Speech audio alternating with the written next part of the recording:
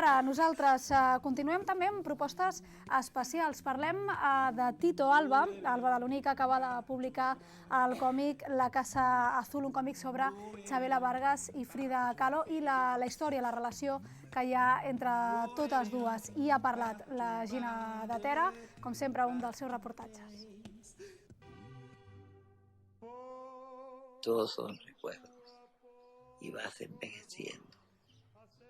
Y los recuerdos, ahí están, se van borrando. Es casi como una película.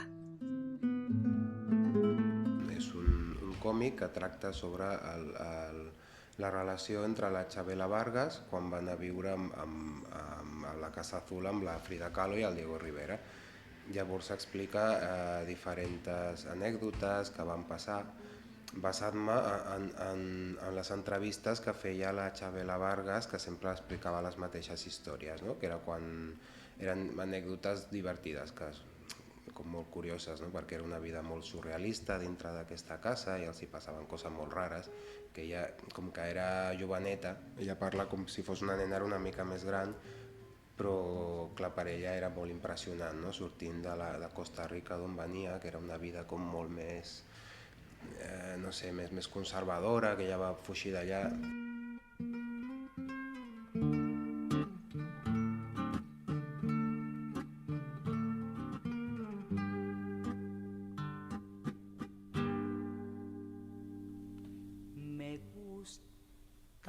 Home, és important que el dibuix també expliqui la història, no? Una vegada, també les sensacions dels personatges, no? A mi m'agrada també de vegades, no sé si es nota, canviar l'estil, no? Depenent de l'escena, no?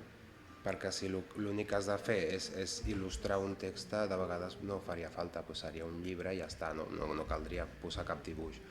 Llavors de vegades també has de dir més amb el dibuix i menys amb el text, no? I de vegades amb un color pots transmetre una sensació o amb una línia molt bèstia o al contrari molt ben feta, doncs una personalitat d'un personatge a través de la línia. Y las canciones en francés.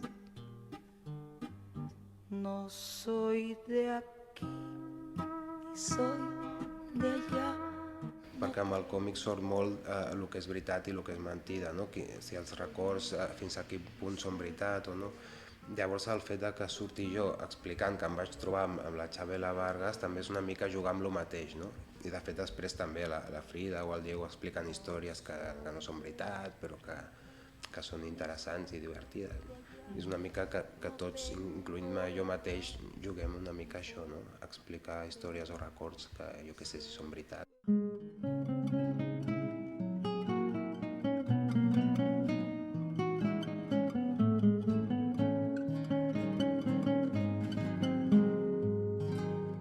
Igual és una mica com jugar, no? Com un joc, perquè és una cosa que he fet des que era petit, no? I era el típic era de veure una pel·lícula que t'agradava i en el moment d'això que et queda el record, no? Que de vegades jugues, no penses, hòstia, jo soc l'Indiana Jones, no? Soc el personatge, formava part d'aquest joc de la imaginació d'agafar uns papers i fer una història amb aquest personatge, no?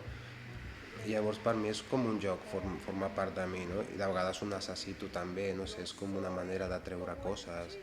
De vegades estic parlant amb algú i això que necessites expressar-te i al mateix temps que parles estàs fent un dibuix allà superraro, no? Que estàs també traient coses, no? Sí, és que forma part, no? De la manera de ser de la persona, jo crec, en el meu cas, no? Picante, pero sabroso.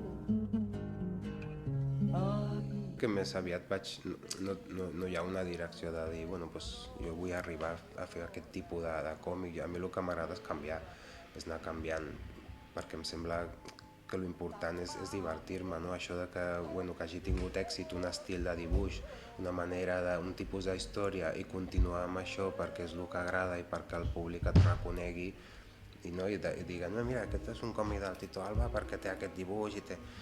Pues, bueno, sí, igual està millor perquè mira, et fas més conegut i potser vens més, però a mi m'agrada més que cada història sigui diferent, perquè si no m'ho passo bé. I encara que canvio d'històries perquè m'interessen històries que m'agradin i tal, sí que de vegades penso també amb la persona, amb el lector, no? amb el públic. Llavors, però sí que tinc inquietuds de fer altres coses. M'agradaria fer també còmics com els que feia quan començava, no? Més adolescents, més bojos i tal, que ara està molt de moda, no? Però ja és per una minoria, no? Ja has de tenir més temps, no? A lo millor per poder fer les dues coses. També m'agrada pintar, igual m'agradaria una època posar-me a pintar. ¿Quieres que te quiera más?